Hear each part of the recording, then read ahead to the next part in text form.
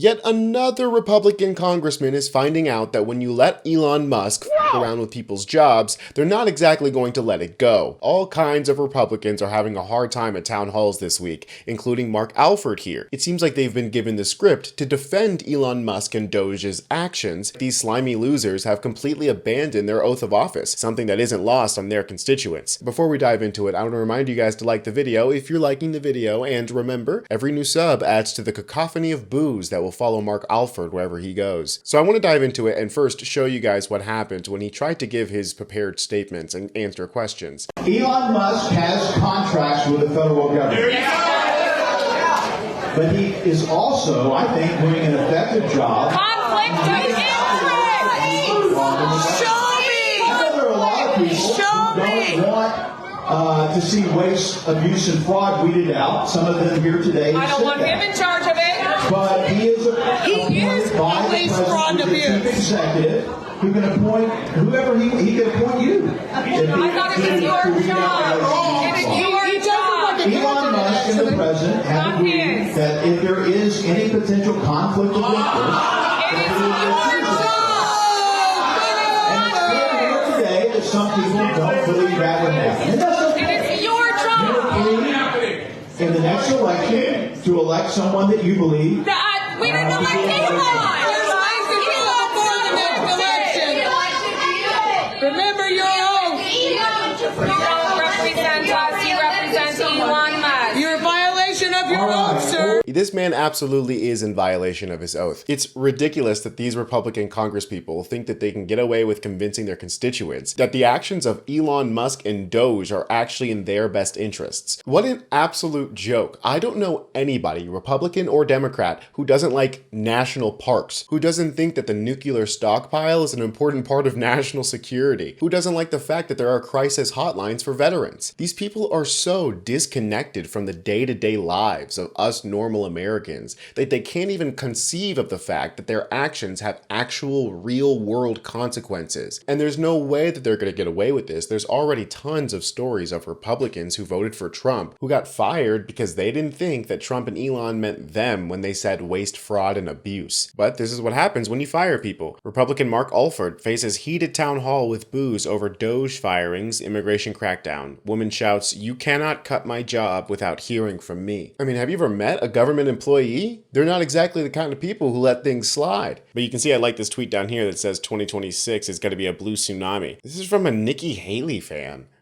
What the hell? I'm taking my like back. That's actually so hilarious and makes my point even more. And it's not like Elon Musk is exactly slowing down. He's doing the same thing he did at Twitter and asking all of the employees what they did last week. Except he asked like 3 million employees. So I don't know how he and his gang of ball-scratching troglodytes plan to read all of those emails and decide who's effective based on that. But the message is clear. Reply to Elon's email or get fired. Here's what Elon tweeted. Consistent with President Trump's instructions, all federal employees will shortly receive an email requesting to understand what they got done last week. Failure to respond will be taken as a resignation. Ignoring the fact that tons of federal employees don't work in an office and checking their emails isn't exactly a regular part of their day. You're talking about the last email that was sent where he wanted to know what you did this week. You know why he wanted that, by the way? I thought it was great. Because we have people that don't show up to work and nobody even knows if they work for the government. So by asking the question, tell us what you did this week, what he's doing is saying, are you actually working? And then if you don't answer, like you're sort of semi-fired or you're fired, because a lot of people are not answering because they don't even exist. That and the fact that this is the sketchy email they sent. You can see it's from hr@opm.gov.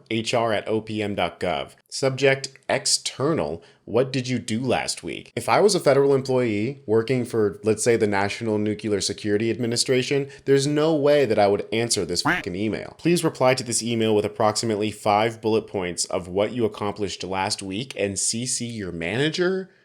Huh?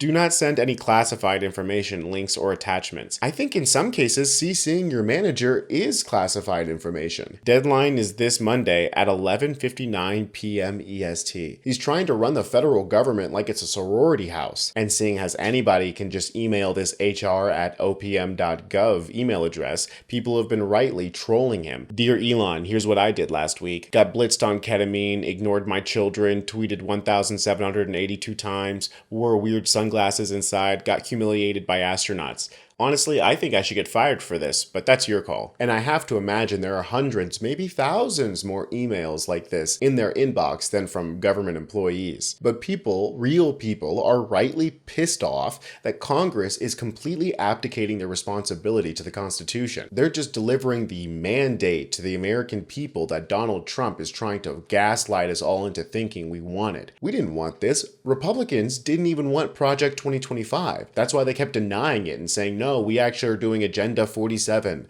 Agenda 47, that's our real platform. Project 2025, we don't know anything about that. But then they turned around and started following it faster than Elon Musk can a tradwife e-girl on Twitter. And it's clear this is coming from the top down. All of these Republican congresspeople in their town halls are doing their best to defend these actions by DOGE, trying to convince the people who were fired that they were actually part of some sort of waste, fraud, and abuse. Here's Speaker Mike Johnson basically parroting the same sentiment. And the Congress, who could have oversight.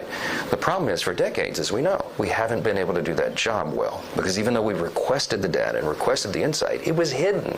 How many of you know that bureaucracy was not forthcoming, right? They're not transparent. That's the whole point. That's the problem. That's the deep state that we talk about. So they were hiding from Congress. We didn't know that USAID was funding drag shows in Peru or whatever, transgender operas in Colombia or whatever, it's madness. But Elon has cracked the code. He is now inside the agencies. He's created these algorithms that are constantly crawling through the data, and as he told me in his office, the data doesn't lie. We're going to be able to get the information. We're going to be able to transform the way the federal government works at the end of this, and that is a very exciting prospect. It is truly a revolutionary moment for the nation. I think one of the most dangerous things that we've allowed MAGA to do is to co-opt the word deep state, which I'm pretty sure was created to describe NGOs and lobbyists and millionaires and billionaires buying politicians, to instead actually mean just federal workers. What he's talking about is the fourth branch, the administrative state. Now, don't get me wrong, I think bureaucracy can be the death of progress, but a billionaire hacking and slashing federal jobs has nothing to do with efficiency or progress. And constituents all over the country are letting these goons know that they are not happy with them bowing down to Elon Musk. Here's what happened after Mark Alford left that town hall. They followed him all the way around town to let him know how they feel.